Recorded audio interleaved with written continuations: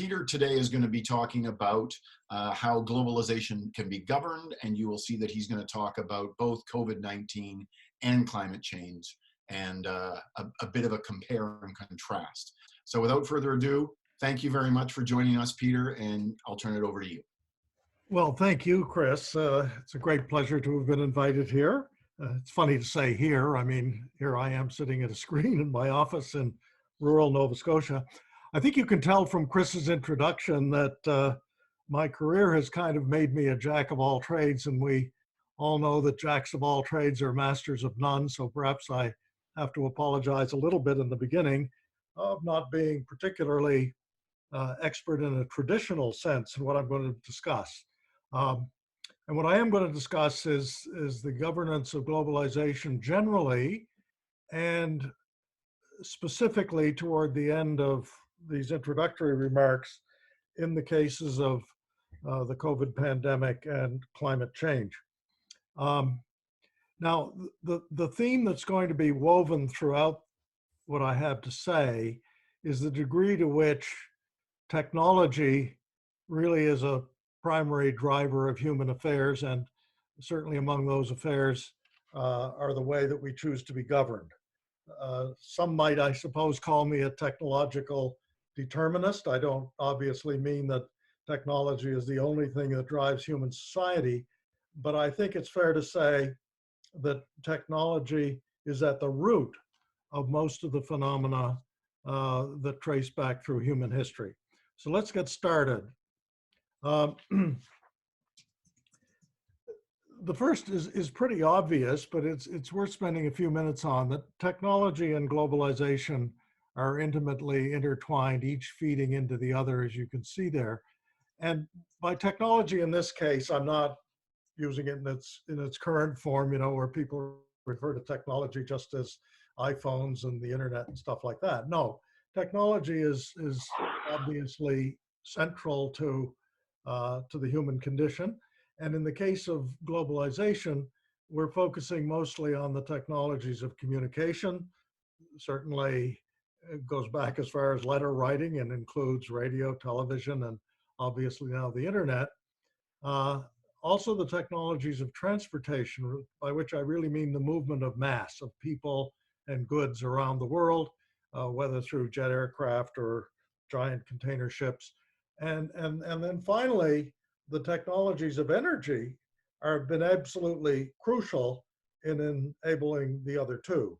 And energy is not only important as a motive force, but also as a destructive force potentially in the form of weaponry, all of which have shrunk the world metaphorically into what I think it was Marshall McLuhan called the global village. Now, globalization itself, as a consequence of this, has had tremendously beneficial effects for human society as a whole. It certainly has expanded the efficiency of production and the range of choice coming through the gains from trade.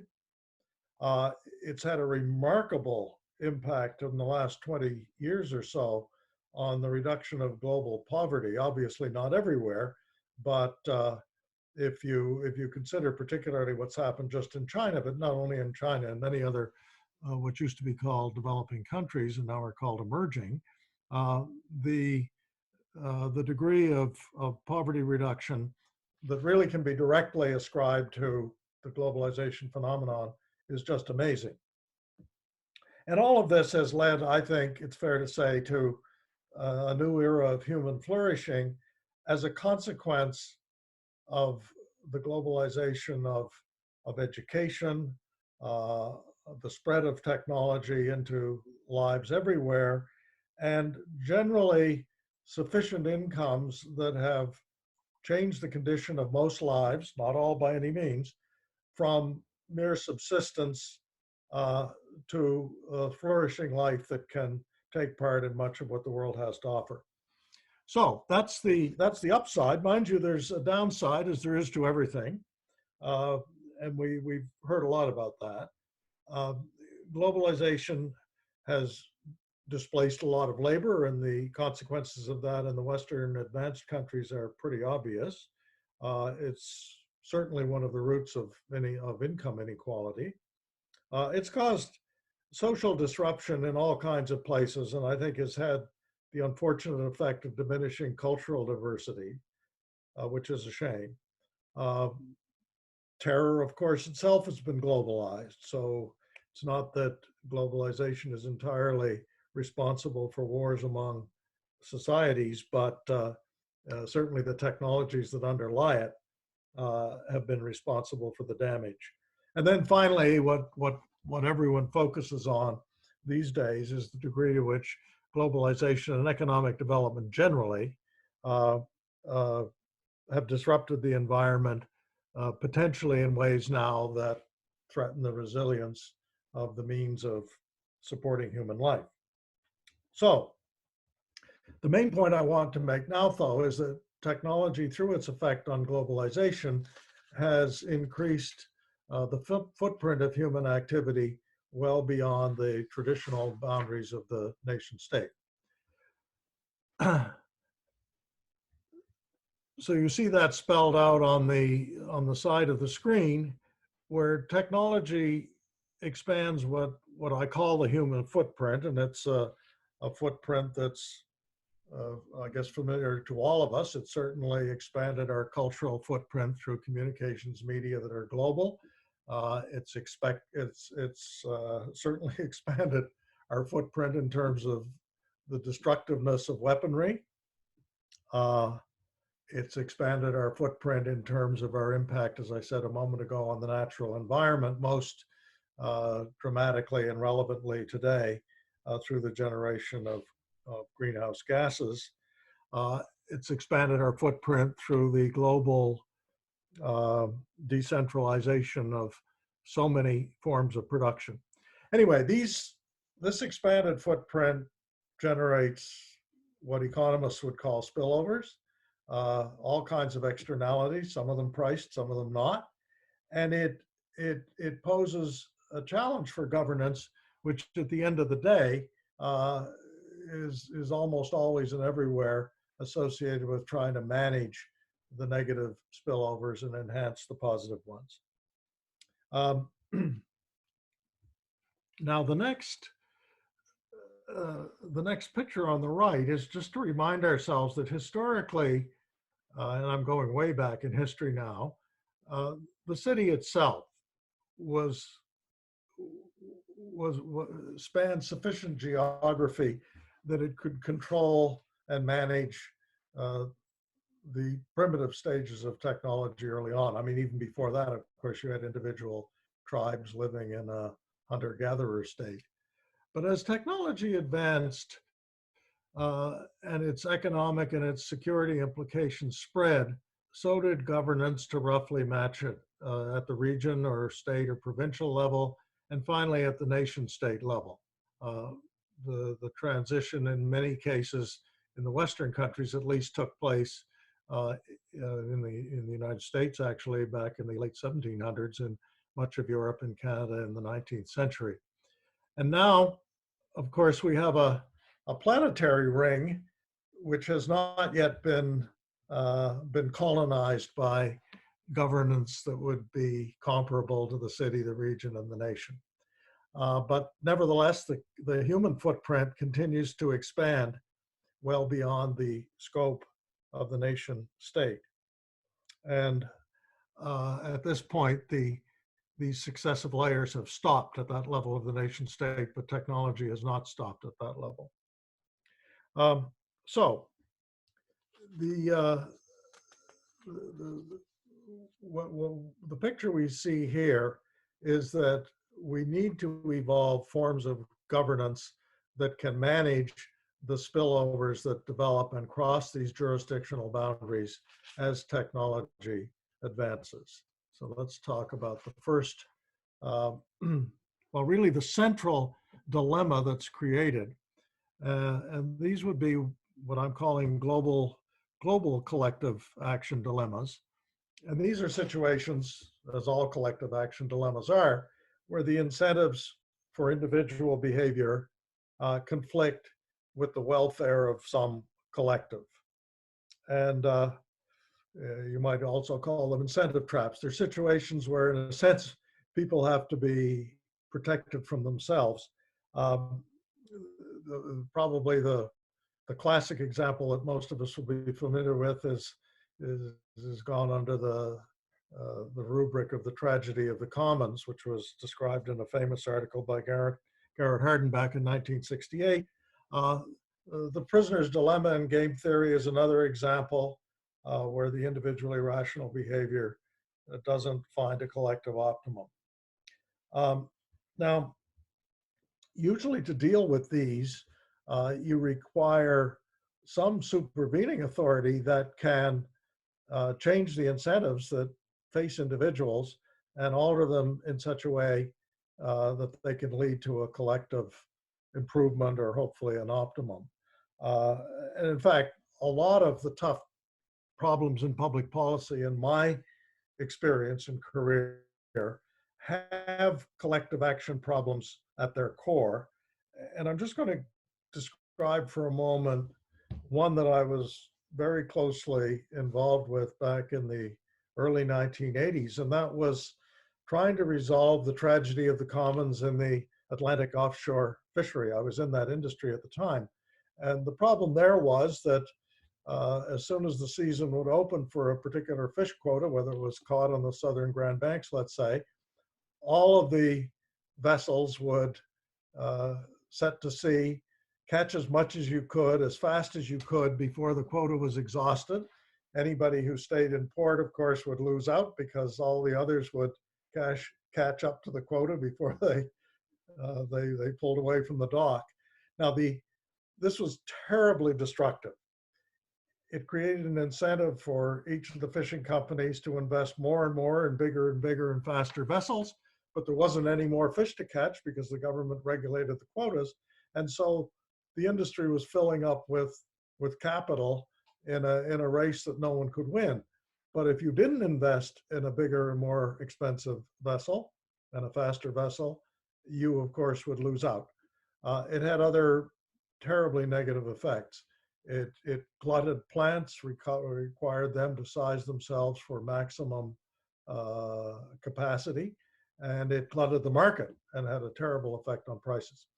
But the players in the industry just could not agree on how to divide up the quota among themselves. Anyway, myself and a few others in the industry, decided that it would be possible to create a property right in this offshore fishery by assigning proportions of the government total catch to individual enterprises. And at the end of the day, that happened. It was a long story as to how we got everyone to agree, but the government, the federal government, then enforced that agreement. And that was crucial. You had to have an enforcer at the end of the day. And once those property rights were created in the fishery, all the incentives changed. People then tried to catch and market the fish in the most cost-efficient way, and it actually revolutionized the industry. So now when you extend that by analogy to the international arena, where there also is no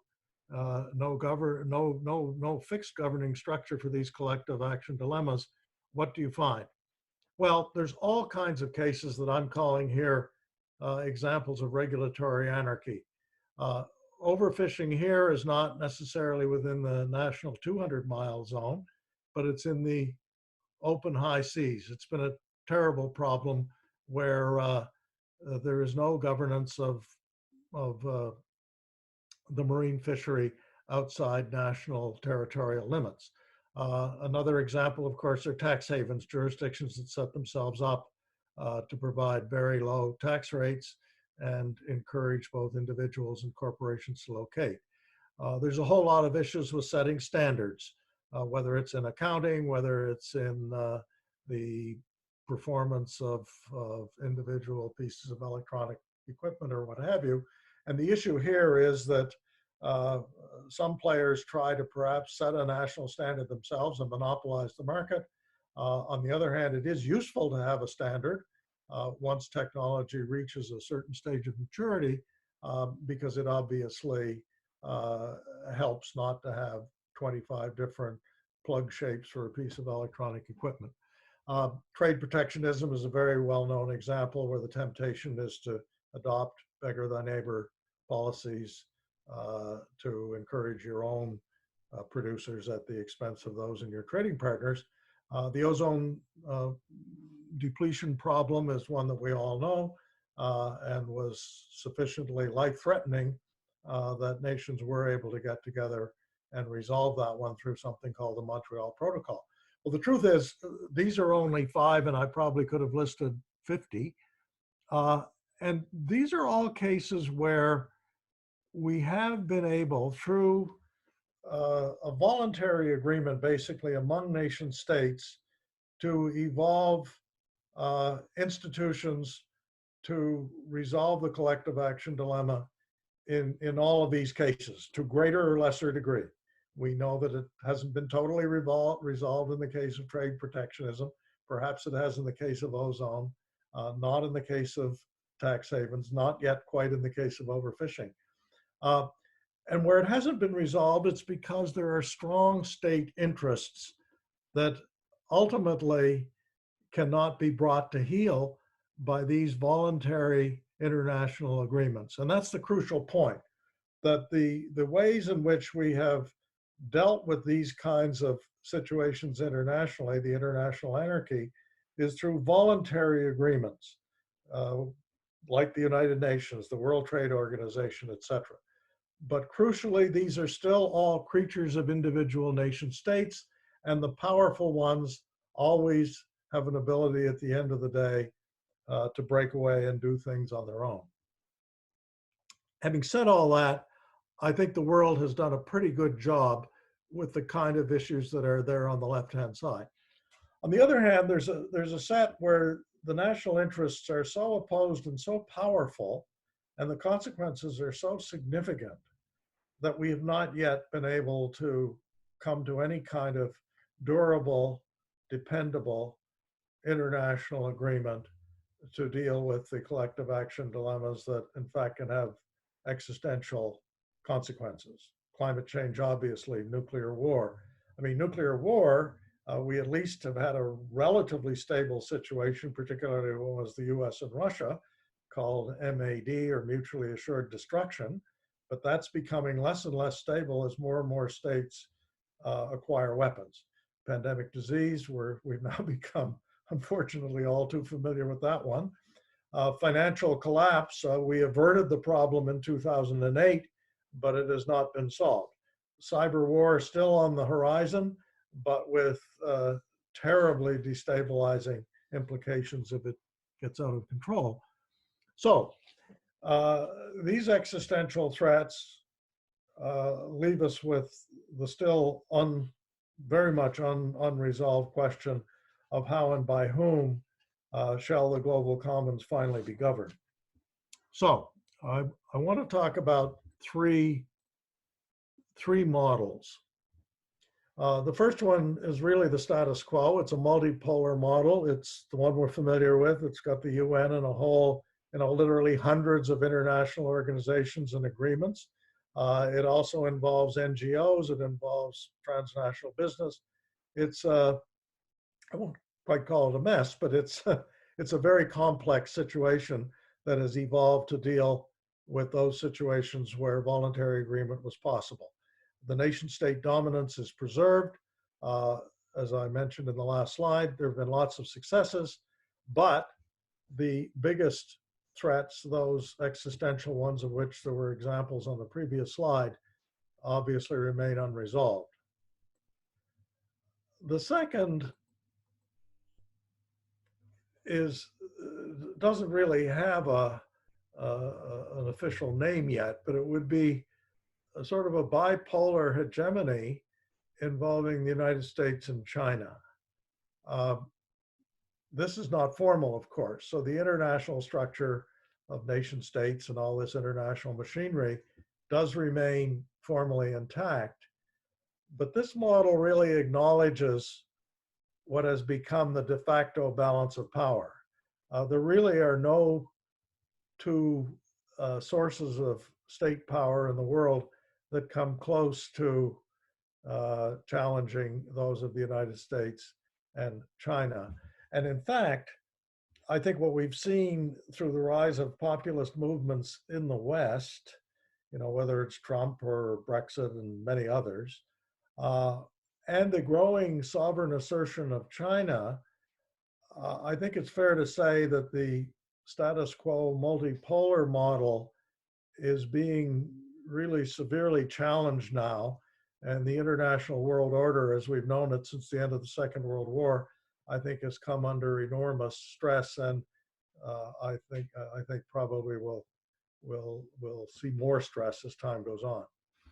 Anyway, but we still need a way to govern, and this kind of bipolar hegemony at least might have a better chance to resolve global collective action dilemmas, if for no other reason than finding agreement between two players is easier than finding an agreement among 192 or even 20 if we think of the G20 as a possible alternative to this bipolarity.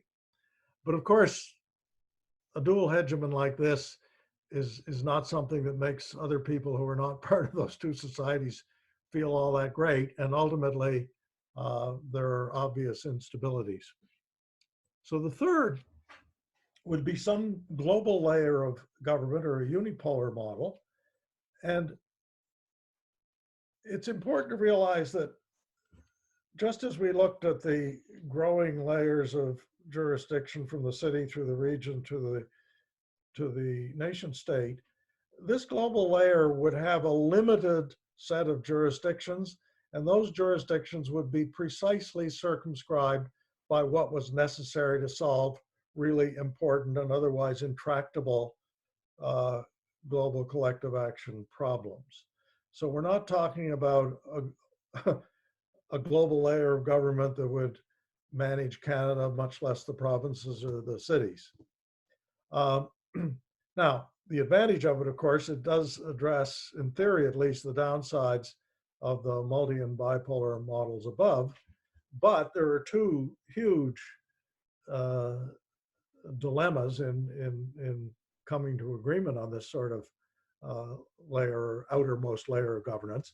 The first is, how would it be made accountable to the global population, whether through some democratic process or otherwise? There will always have to be some type of accountability.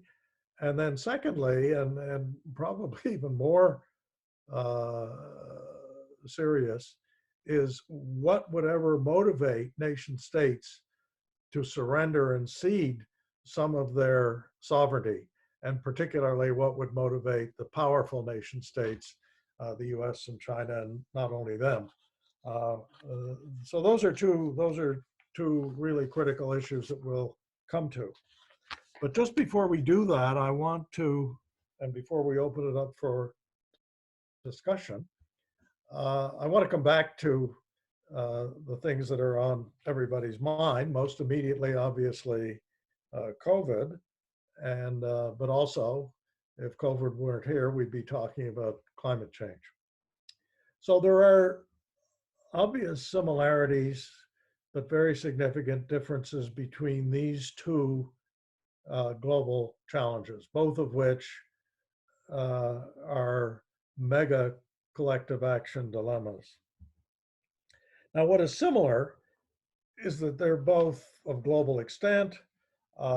They're both potentially at least semi-existential. I would say that climate change is genuinely existential.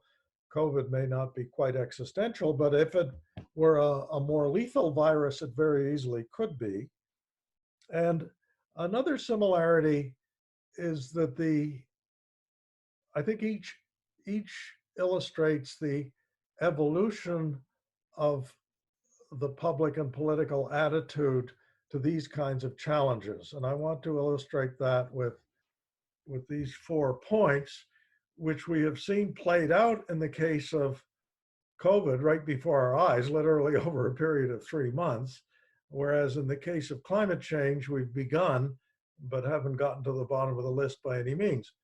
So in the beginning, um, there's a lot of skepticism, and there were people who certainly called climate change a hoax, and who in the very early stages were prepared to say the same thing about COVID.